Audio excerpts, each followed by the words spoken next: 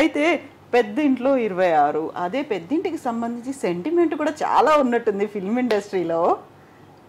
మీ ఇంట్లో ఉన్న వాళ్ళు సూపర్ హీరోస్ అవుతారు, లేకుంటే మీరు ఎంత సక్సెస్ ఉందో ఆ ఇంటికి అంతే పేరుంది కాబట్టి అనేది ఉంది కదా. కృష్ణ భగవాన్, రవితేజ, శివాజీ రాజా, వైవిఎస్ చౌదరి, గుణశేఖర్, డైరెక్టర్ గుణశేఖర్, వీళ్ళందరూ మా ఇంట్లో అద్దెకు ఉండేవాళ్ళు. నా ట్రస్పురం ఇంట్లో అక్కడ ఫ్రంట్ పోర్షన్ రెంట్లో మేము ఉండేవాళ్ళం, బ్యాక్ పోర్షన్లో వాళ్ళు ఉండేవాళ్ళు. అవుట్ హౌస్ ఒకటి ఉండేది, దాంట్లో గుణశేఖర్ ఉండేవాళ్ళు అనమాట.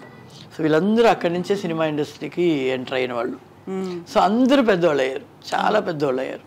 అది చాలా సంతోషం. నన్ను ఇప్పుడు చూసిన రవితేజ మా ఇంటి ఆవిడండి, మా ఇంటి ఆవిడండి అంటాడు అనమాట. అంటారు అందరూ, మా ఇంటి ఓనర్ అండి, అక్కడి నుంచే నేను ఈ పొజిషన్కి వచ్చాను అంటాడు అనమాట. చాలా సంతోషంగా ఉంటుంది. లైక్ ఈ స్టిల్ యాజ్ ఆ ఫీల్ ఉంది కదా, మనం అక్కడి నుంచి మా కెరీర్ స్టార్ట్ అయింది.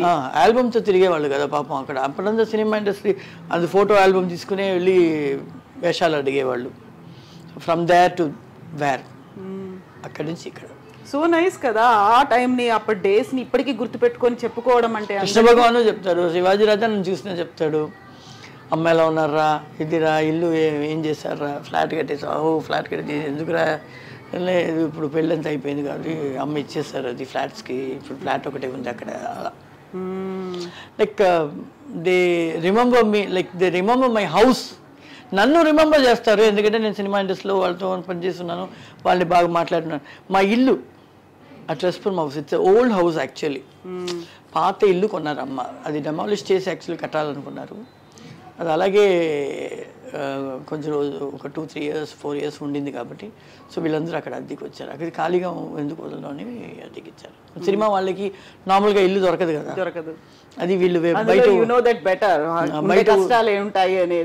బయట ఊరి నుంచి వచ్చిన వాళ్ళు, మన వాళ్ళు కాబట్టి ఇచ్చేస్తుంది, అమ్మ ఇచ్చేస్తారు. అయితే పెద్దింట్లో 26 అదే పెద్దింటికి సంబంధించి సెంటిమెంట్ కూడా చాలా ఉన్నట్టుంది ఫిల్మ్ ఇండస్ట్రీలో. మీ ఇంట్లో ఉన్న వాళ్ళు సూపర్ హీరోస్ అవుతారు, లేకుంటే మీరు ఎంత సక్సెస్ ఉందో ఆ ఇంటికి అంతే పేరుంది కాబట్టి అనేది ఉంది కదా. కృష్ణ భగవాన్, రవితేజ, శివాజీ రాజా, వైవిఎస్ చౌదరి, గుణశేఖర్, డైరెక్టర్ గుణశేఖర్, వీళ్ళందరూ మా ఇంట్లో అద్దెకు ఉండేవాళ్ళు. నా ట్రస్పురం ఇంట్లో అక్కడ ఫ్రంట్ పోర్షన్ రెంట్లో మేము ఉండేవాళ్ళం, బ్యాక్ పోర్షన్లో వాళ్ళు ఉండేవాళ్ళు. అవుట్ హౌస్ ఒకటి ఉండేది, దాంట్లో గుణశేఖర్ ఉండేవాళ్ళు అనమాట. సో వీళ్ళందరూ అక్కడి నుంచే సినిమా ఇండస్ట్రీకి ఎంటర్ అయిన వాళ్ళు. సో అందరూ పెద్దవాళ్ళు అయ్యారు, చాలా పెద్దవాళ్ళు అయ్యారు. అది చాలా సంతోషం. నన్ను ఇప్పుడు చూసిన రవితేజ మా ఇంటి ఆవిడండి, మా ఇంటి ఆవిడండి అంటాడు అనమాట. అంటారు అందరూ, మా ఇంటి ఓనర్ అండి, అక్కడి నుంచే నేను ఈ పొజిషన్కి వచ్చాను అంటాడు అనమాట. చాలా సంతోషంగా ఉంటుంది. లైక్ ఈ స్టిల్ యాజ్ ఆ ఫీల్ ఉంది కదా, మనం అక్కడి నుంచి మా కెరీర్ స్టార్ట్ అయింది. ఆల్బమ్తో తిరిగేవాళ్ళు కదా పాపం. అక్కడ అప్పుడంతా సినిమా ఇండస్ట్రీ అది ఫోటో ఆల్బమ్ తీసుకునే వెళ్ళి వేషాలు అడిగేవాళ్ళు. ఫ్రమ్ దేర్ టు వేర్, అక్కడి నుంచి ఇక్కడ.